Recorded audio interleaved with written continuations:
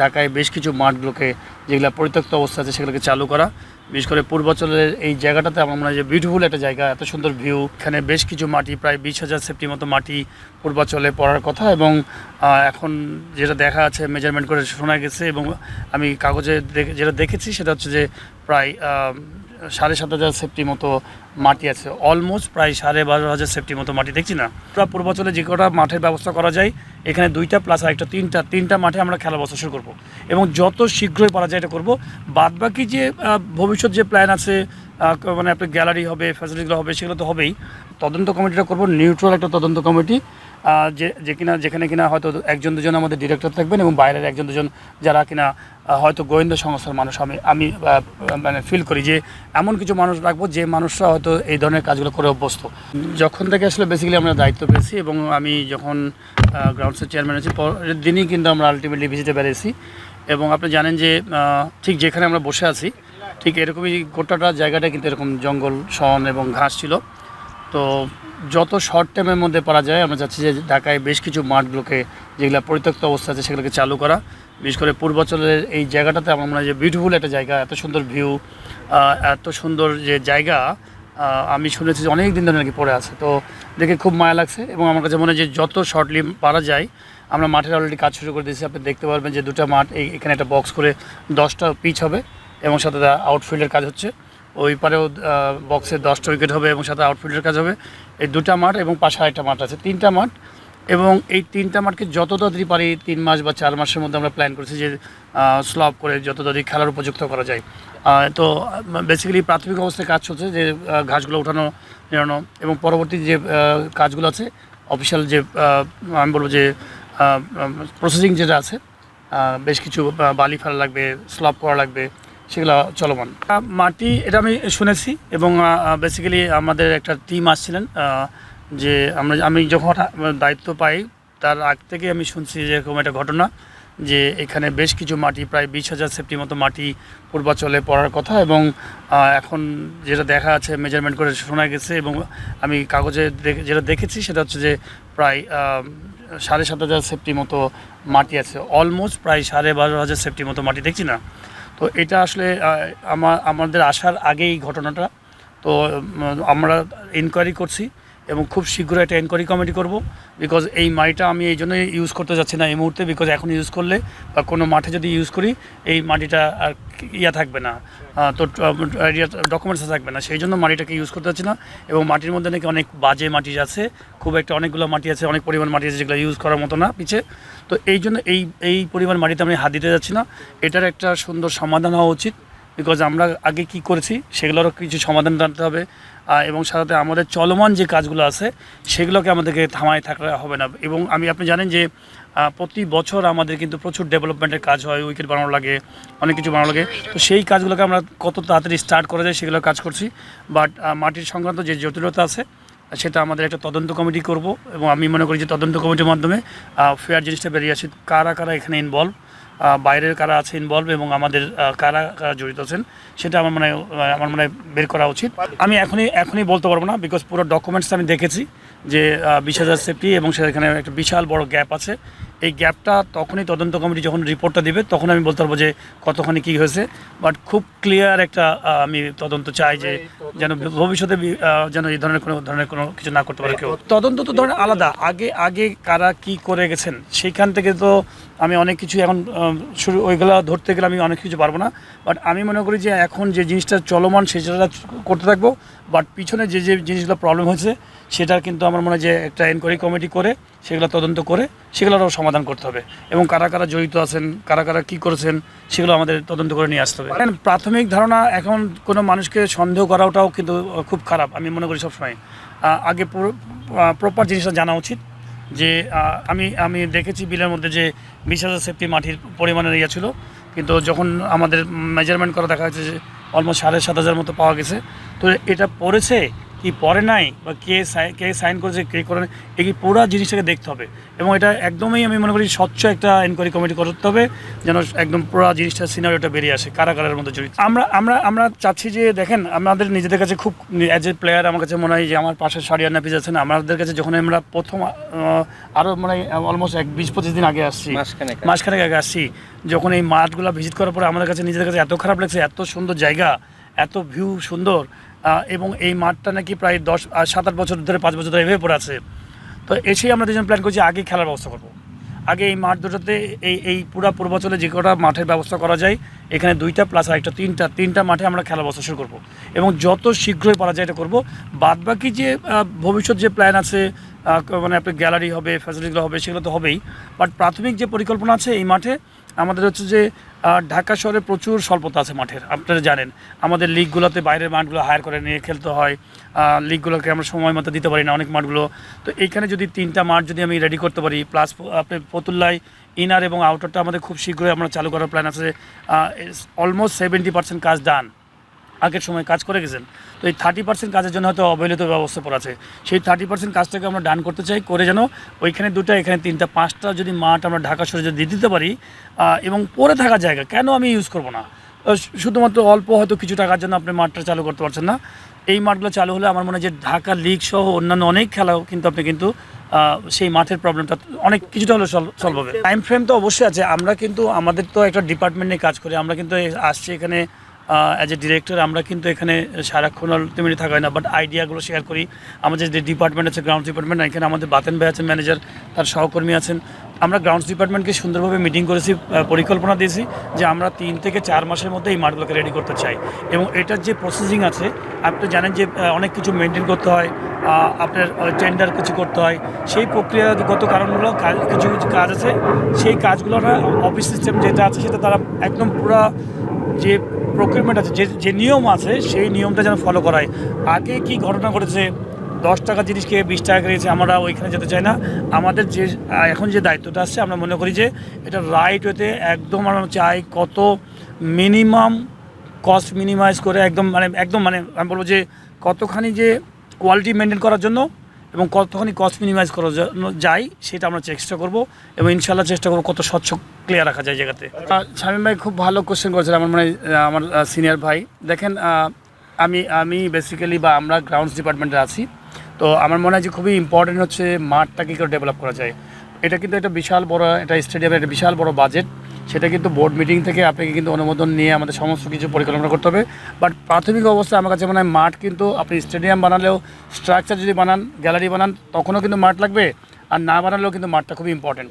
তো আমি প্রাথমিক অবস্থায় আমার কাছে মনে হয় যে মাঠটা খুব এসেন্সিয়াল, যে আমাদের আগে খেলাধুলাগুলো খুবই দরকার। আমি চাই যে আমরা ডিপার্টমেন্ট চাই যে এইটা মাঠগুলোকে রেডি করে রাখি, পরবর্তী সময়ে বোর্ডের পুরো ডিটেলস যখন আমরা যাব, তখন হয়তো স্টেডিয়ামের গ্যালারি কোথায় কীভাবে হবে, যেটা ডিজাইন আছে, যাদেরকে আপনি বললেন যে একটা এক্সপার্টদেরকে দেওয়া হয়েছে, তাদেরকে অনেক টাকা পেমেন্ট করা গেছে, এগুলো একটা পুরাতন সময়ের একটা কথা। হ্যাঁ, সেটা কিন্তু আমার কাছে মনে হয় যে আমার কাছে অত ইম্পর্টেন্ট হচ্ছে পুরো বোর্ড সেগুলোকে নিয়ে অ্যানালাইসিস করে কোনটা হলে ভালো হবে অবশ্যই করবে। বাট এই মুহূর্তে আমি মনে করি যে আমার দায়িত্ব হচ্ছে যে মাঠগুলোকে কত তাড়াতাড়ি জলদি চালু করা যায়, যেন আমাদের ছেলেদের জন্য সুবিধা হয়। না, আমি এখন পর্যন্ত এটা শুনি নাই, এটা নিয়ে আমি বলতে পারবো না। আমার কাছে এই চিঠি, এই ধরনের কোনো চিঠি আসে। আমি ছোটো ভাইকে একটা কথা বলবো, আমরা কি কখনো ভেবেছিলাম যে ওয়ার্ল্ড কাপ খেলবো? কখনো কি ভেবেছিলাম যে টেস্ট খেলবো? টেস্ট কথা আমার কাছে মনে হয় তো ছোটো ছোটো স্বপ্ন থেকে কিন্তু অনেক বড় স্বপ্ন হয়। তো আমি মনে করি যে আমরা যদি মাঠ শুরু করতে পারি খেলাধুলা, এখানে একটা সময় মানুষই বলবে যে এখানে একটা গ্যালারি হওয়া উচিত, স্টেডিয়াম হওয়া উচিত, ডিমান্ড করবে। এবং আমার মনে হয় যে সেই পরিকল্পনা কিন্তু ক্রিকেট বোর্ডে ছিল আগে, এবং আমার মনে হয় এখনও সেই পরিকল্পনা আছে, এবং ইনশাল্লাহ আমরা এটা চেষ্টা করবো যে আগে প্রথমে হচ্ছে মাঠ করতে হবে, পরবর্তীতে মাঠের সাথে ওই বাদবাকি যে ফ্যাসিলিটিস আছে। আমরা এই মুহূর্তে আমাদের প্ল্যান আছে যে এখানে এই মাঠগুলো 3টা চালু করা, সাথে প্রচুর ফ্যাসিলিটিস, মানে উইকেট আমরা যেটা আলাপ করেছি দুজন, আমার শ্রদ্ধেয় ছোটো ভাই, মানে আমি কী বলবো যে শারিয়ান নাফিস খুবই ভালো ক্রিকেট নিয়ে গবেষণা করেন, অনেক দিন ধরে ক্রিকেট বোর্ড আছেন। আমি বলে দিই, সবসময় তার সাথে আমি আলাপ আলোচনা করছি যে ক্রিকেটের উন্নয়নের জন্য আমাদের কী কী করা লাগবে। এখানে আমি মনে করি ঢাকা শহরে তেমন পকেট মাঠ নাই তেমন প্র্যাকটিস করার জন্য, ন্যাশনাল টিমের প্লেয়ার, আন্ডার-19 বা যারা বিভিন্ন ক্লাবে খেলে, তো ওমেন্স উইংস, এইখানে এই 3টা মাঠের সাথে আমরা প্রচুর প্ল্যান আছে 20-25টা উইকেট বানানো, সাথে 1-2টো আলাদা করে ইনডোর বানানো, যেন সাধারণ প্লেয়াররা যেন এসে এখানে প্র্যাকটিস করতে পারে, তারা ইন্ডিভিজুয়াল ট্রেনিংগুলো করতে পারে, ইনিশিয়াল প্ল্যান। বাট পরবর্তী সময় হতে যখন ডিজাইনে যা আছে সময়ের সাথে ওই ডিজাইনটা মেনটেন করতে থাকবো ইনশাল্লাহ। চেষ্টা করবো খুব শীঘ্রই। আমি অলরেডি এটা নিয়ে আমি শুনেছি, আমি বেশ কিছুদিন আগে শুনেছি, প্রায় 20-25 দিন আগে শুনেছি এই ঘটনাটা। এবং আমি চাই যে একটা আমাদের আমি এই ডিপার্টমেন্টের তদন্ত কমিটির মধ্যে পার্ট থাকবো না, বিকজ যেহেতু আমার ডিপার্টমেন্টের মানুষের মধ্যে থাকতে পারে, বাইরের মানুষও থাকতে পারে। তো এই ডিপার্টমেন্টে আমি তখন তদন্ত কমিটিটা করবো, নিউট্রাল একটা তদন্ত কমিটি, যে কিনা যেখানে কিনা হয়তো 1-2 জন আমাদের ডিরেক্টর থাকবেন এবং বাইরের 1-2 জন যারা কিনা হয়তো গোয়েন্দা সংস্থার মানুষ। আমি মানে ফিল করি যে এমন কিছু মানুষ রাখবো যে মানুষরা হয়তো এই ধরনের কাজগুলো করে অভ্যস্ত। তো 3 সদস্য বিশিষ্ট একটা কমিটি করবো, আমার প্ল্যান আছে। আমি প্রেসিডেন্ট মহোদয়কে দিব এবং এটা জানাবো যে 3 সদস্য বিশিষ্ট একটা কমিটি করে এটা একটা তদন্ত করা হোক। শুধুমাত্র এটা না, আমাদের হিস্ট্রিতে অনেক কিছু জিনিস আছে যেগুলো হয়তো আমরা চেষ্টা করবো ওগুলোকে সলভ করা এবং পরবর্তী আমাদের যে কাজগুলো চলমান সেগুলো রেগুলার ওয়ার্ক করা। দেখেন এই যে দেখেন ঢাকাতে সব টিমগুলো এসে প্র্যাকটিস করার জায়গা পাচ্ছে না। তো আমরা চেষ্টা করছি সম্ভবত মিরপুরে সম্ভবত ইনডোরের আমাদের ইয়ের পাশে এই কী বলে যেটা একাডেমিক গ্রাউন্ড, সেই গ্রাউন্ডটাকে কতক্ষণই দেওয়া যায় ফ্যাসিলিটিসটা তারা যেন ইউজ করতে পারে। বিকেএসপি অনেক আছে, আবার বসুন্ধরা যিনি টিম আছে রংপুর টিম, তারা কিন্তু বসুন্ধরা দেখো খুব শীঘ্রই। আমরা তো কেবল আমরা আসছি, তো চেষ্টা করছি এই পূর্বাচল মঠে কত তাড়াতাড়ি এই ফ্যাসিলিটিসগুলো ডেভেলপ করা, যেন 7-8টা টিম যেন এখানে সুন্দরভাবে প্র্যাকটিস করতে পারে। আপনি যদি দেখেন না, এখানে 3টা মাঠ, এবং আপনি যদি ফতুল্লাতে যদি 2টা মাঠ রেডি করতে পারি, এবং ওই সেন্টার উইকেটের বাইরেও প্রচুর উইকেট বানাচ্ছি, যে উইকেটগুলো আপনার অনেক টিম প্র্যাকটিস করতে পারে, তাদের আর ওই জায়গাগুলো থাকবে না, ওই যে মাঠ নাই, উইকেট নাই, ওই প্রবলেমটা থাকবে না আমার ধারণা। বিকজ এইখানে যদি দেখেন কত জায়গা পড়ে আছে, এখানে 20-25টা যদি উইকেট বানান, আপনার ওই ফতুল্লাতে যদি 8-10টা উইকেট বানান, তো প্র্যাকটিসের জায়গাগুলোর প্রবলেম হবে না। আমার মনে হয় যে এটা তো ইচ্ছার ব্যাপার। দেখা যাক, ইনশাল্লাহ আমাদের ইচ্ছা আছে। আশা করি আমাদের ডিপার্টমেন্ট, গ্রাউন্ডস ডিপার্টমেন্ট চেষ্টা করছে যে আগামী 3 থেকে 4 মাসের মধ্যে এগুলো মানে ড্রেসিং রুমের না হ্যাঁ, আপনি শুধু মাঠ বানালে তো হবে না। আপনি দেখবেন যে আমার যতটুকু ধারণা আছে, আমরা সবাই মিলে আলাপ করছি যে প্রাথমিক অবস্থায় একটা মাঠ, এখানে যে মাঠগুলো থাকবে, সাথে ড্রেসিং রুম থাকবে। আপনি যদি দেখেন যে দেশের বাইরে বিভিন্ন দেশে, নিউজিল্যান্ড বলেন, অস্ট্রেলিয়াতে বলেন, মাঠের পাশে সুন্দর ড্রেসিং রুম থাকে, মানে সুন্দর, মানে আমাদের এখানে খেলার লোকাল ডোমেস্টিক হবে। এই মুহূর্তে তো আপনার ধরেন আপনার ইন্টারন্যাশনাল ম্যাচ হচ্ছে না, তো সেই ক্ষেত্রে আমাদের ডোমেস্টিক ম্যাচের মধ্যে যে এনভায়রনমেন্টটা দরকার, বিকেএসপি 3-4 যেমন আপনি যায়, তো সেই রকম একটা এনভায়রনমেন্ট তৈরি করে ফেলা যেন সাথে খুব রেগুলার যেন খেলা হয়। আর আপনি বলছেন যে অনেক মানুষই আসলে আশা দিয়ে যায়, এটা স্বাভাবিক। আমরা দেখেও আসছি বিগত 30-40-15 বছর ধরে যে বিভিন্ন মানুষ আসে যায়। দেন আমাদের মতো মানুষজনই অনেক খারাপ। আমি আপনাকে বলি অ্যাজ এ ডিরেক্টর, যে আমাদের মতো মানুষ এই ক্রিকেট বোর্ডের বিভিন্ন রকমভাবে মিসইউজ করে গেছে, এই চেয়ারগুলোকে মিসইউজ করে গেছে। তা আমি মনে করি যে আল্লাহ যেন না দেয় আমাদেরকে ওই মিসইউজ করার মতো ওরকম কিছু মানে সুযোগ না আসে, বা এরকম মানে আমি চাই না যে এরকম না করতে। যদি দেখি যে না করতে পারছি না, আমার মনে হয় যে এখান থেকে আমি কুইট করে চলে যাবো। এই জন্য এখানে আসি না, ক্রিকেটের ডেভেলপমেন্টের জন্য আসছি। যদি দেখি যে না 3 মাস 6 মাসের মধ্যে যদি আমি ভালো কাজ করতে পারছি না, তো মনে হয় যে আমার দ্বারা এই কাজ হবে না, তো অটোমেটিক চলে যাবে। এখানে আমি আসলে এই চেয়ারটা আমার আসলে খুব একটা ইম্পর্টেন্ট না। ইম্পর্টেন্ট হচ্ছে আমি কত ভালো কাজ করতে পারি, কত নলেজ আছে, সেটা আমি এখানে শেয়ার করতে আসি। বাদবাকিতে আমাদের গ্রাউন্ডস ডিপার্টমেন্ট আমাদেরকে কতখানি সহযোগিতা করবে সেটা ইম্পর্টেন্ট। তো ভালো কাজ না করলে এখানে থেকে তো লাভ নেই। আলটিমেটলি আমি তো এখানে কোনো আর্ন করার জন্য এখানে আসি। দেখুন 100 ভাগ ঠিক আছে, পারফেক্ট লোক। হ্যাঁ না দেখুন, আপনার বিকেএসপির যে মাঠগুলো, এগুলো তো আজকে না, অনেক আগের থেকেই খেলা শুরু হয়েছে। আপনার রাস্তাঘাটের কাজের কারণে বা মিল ফ্যাক্টরি হয়ে যাওয়ার কারণে জ্যাম হয়ে যাচ্ছে। পাইলট ভাই যখন গ্রাউন্ডস ডিপার্টমেন্টের চেয়ারম্যানের দায়িত্ব নেন, তখন আমাদের প্রথম আলাপ যেটা হয়েছিল, আমাদের হাতের পাশে একদম ইমিডিয়েট 5টা মাঠ আছে। আপনার আমি এইখানে আমাদের একটা তো মাঠ আছেই, 2টা মাঠ করা যায়। ফতুল্লার কাজ এখন যে অবস্থা আছে, আপনি যে অবকাঠামোগত উন্নয়নের কথা বাদ দিয়ে আপনি যদি শুধুমাত্র, যেহেতু উনি গ্রাউন্ডস ডিপার্টমেন্টের গ্রাউন্ডের কথা বলেন, এই 2টা মাঠে খেলা চালু করা খুবই সম্ভব। তো আমরা যেটা চিন্তা করেছিলাম যে আমরা যদি এইখানে 5টা মাঠ রেডি করে ফেলতে পারি, সাথে আমাদের SBNCS তো আছে, তাইলে কিন্তু আর আমার বিকেএসপি বিকামস আ সেকেন্ডারি ইস্যু। তারপরেও বিকেএসপির মাঠ 2টা আমাদের লাগবে। দেখুন, একটা টিম আগে যাবে কি যাবে না, তারা ওখানে গিয়ে আগে থাকবে কি থাকবে না, এটা কিন্তু ক্লাবের উপর ডিপেন্ড করে।